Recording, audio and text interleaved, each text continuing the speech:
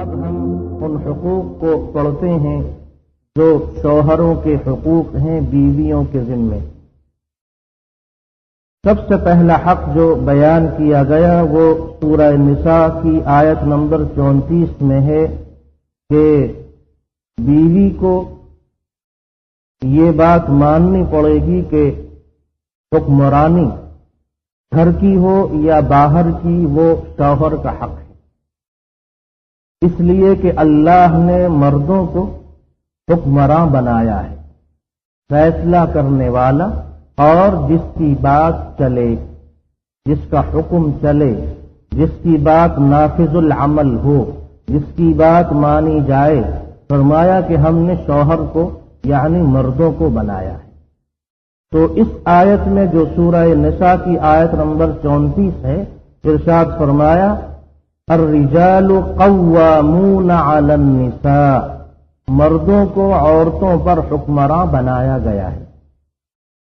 اور اس آیت کی تفسیر میں امام ابن کثیر نے ارشاد فرمایا ای الرجل قیم علی المرأة،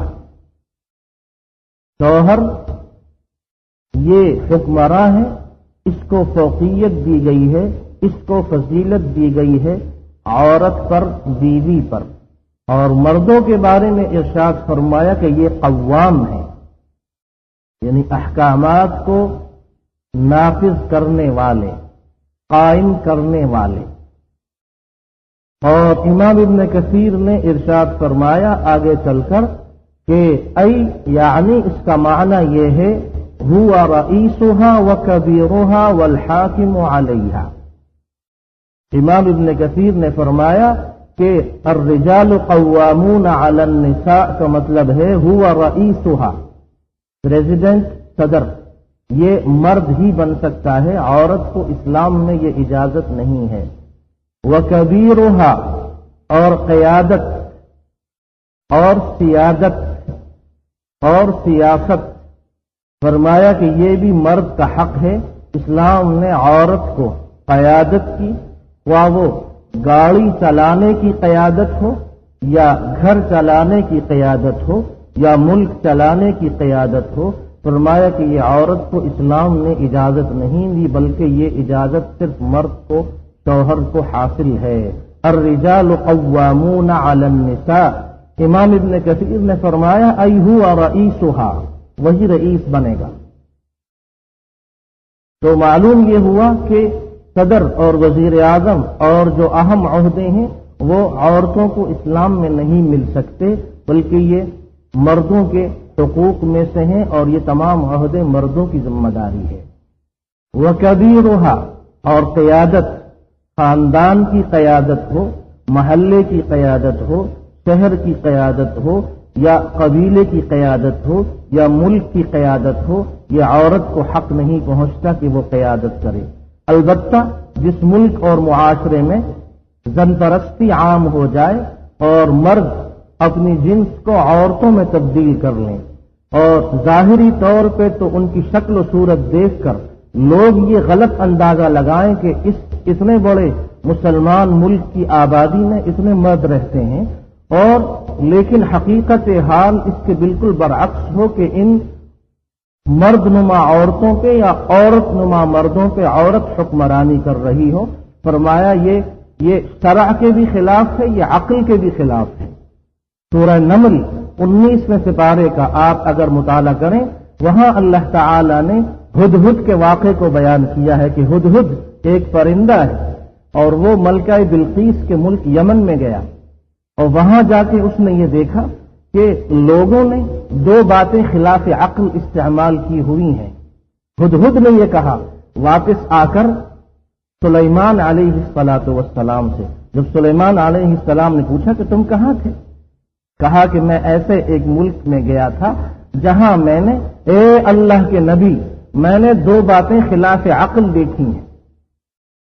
ایک تو یہ کہ وہ سورج کو سجدہ کرتے ہیں، اللہ کی اس مخلوق کو انہوں نے وجدتها وقومها یسجد، یعنی میں نے اس کو یعنی اس حکمراں عورت کو اور اس کی قوم کو سورج کو سجدہ کرتے ہوئے دیکھا۔ اور دوسری چیز میں نے یہ دیکھی کہ ان پہ عورت حکمرانی کر رہی ہے. ارے تم سے تو ہدہد ہی اچھا تھا جس نے یہ کہا کہ عورت سربراہ نہیں بن سکتی. فرمایا کہ هو رئیسها وکبیرها والحاکم علیہا. 3 الفاظ ہیں امام ابن کثیر کے. رئیسها کبیرها والحاکم علیہا. حکومت اور ریاست اور قیادت. امام ابن کثیر نے فرمایا کہ یہ مردوں کا حق ہے. اور امام ابن کثیر کے سامنے چونکہ وہ حدیث تھی جو حدیث صحیح بخاری میں ہے، اور جس حدیث میں صادق و مصدوق علیہ الصلاۃ والسلام نے ارشاد فرمایا لن یفلح قوم، وہ قوم ہرگز فلاح اور کامیابی نہیں پا سکتی. فلاح کے بارے میں ہم نے بتایا کہ مفسرین نے ارشاد فرمایا کہ ہر قسم کے خیر، ہر قسم کے خیر، دنیا اور آخرت کے خیر کے لیے عربی زبان میں فلاح سے زیادہ اچھا کوئی لفظ نہیں ہے. فلاح سے زیادہ اچھا لفظ اور کوئی نہیں ہے عربی زبان میں. ہر قسم کے فلاح، ہر قسم کے خیر کے لیے، اور وہ ہے لفظ فلاح.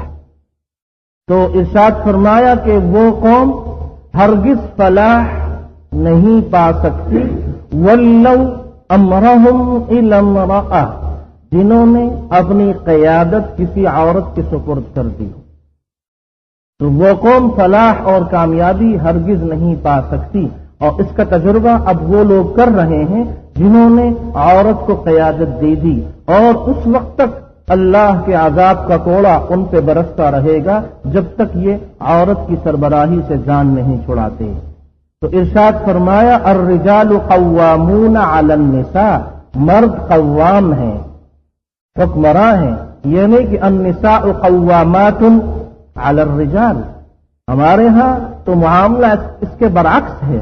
اللہ نے فرمایا الرجال قوامون علی النساء، ہم نے کہا نہیں النساء قوامات علی الرجال. تو ارشاد فرمایا کہ مرد حکمراں ہیں. بما فضل اللہ بعضهم علی بعض، اللہ نے ان میں سے بعض کو بعض پہ فضیلت دی ہے. اور وہ فضیلت اس لیے ہے کہ چونکہ مرد کی ذمہ داری زیادہ ہے اس لیے اس کی فضیلت زیادہ ہے. اور یہ بات ہم نے پہلے بتائی تھی کہ مرد کی فضیلت صرف اس لیے زیادہ نہیں ہے کہ وہ محض مرد ہے، نہیں. جہاں تک اعمال صالحہ کا تعلق ہے اور نیکیوں کا تعلق ہے اور عام حقوق کا تعلق ہے، اس میں مرد اور عورت کی کوئی تمیز اور کوئی تفریق نہیں ہے، سب برابر ہے. من عمل صالحا من ذکر او انثى، اس طرح سورہ النحل میں 14ویں سپارے کے آخر میں ارشاد فرمایا. لیکن جہاں مرد کے حقوق کو زیادہ بیان کیا جاتا ہے اور یہ مسئلہ بیان کیا جاتا ہے کہ مرد کو فوقیت حاصل ہے اور مرد زیادہ فضائل والا ہے اور مرد کو حکمرانی کا حق ہے، تو ارشاد فرمایا اس کی وجہ یہ ہے کہ چونکہ اس کی ذمہ داری زیادہ ہے، ذمہ داریاں زیادہ ہیں، اس بنا پہ اللہ نے اس کی فضیلت کو بیان کیا اور اس کے حقوق بھی زیادہ ہیں. وَبِمَا أَنفَقُوا مِنْ أَمْوَالِهِمْ، اور اس کے بعد ارشاد فرمایا فَالصَّالِحَاتُ قَانِتَاتٌ حَافِظَاتٌ لِلْغَيْبِ بِمَا حَفِظَ اللَّهُ.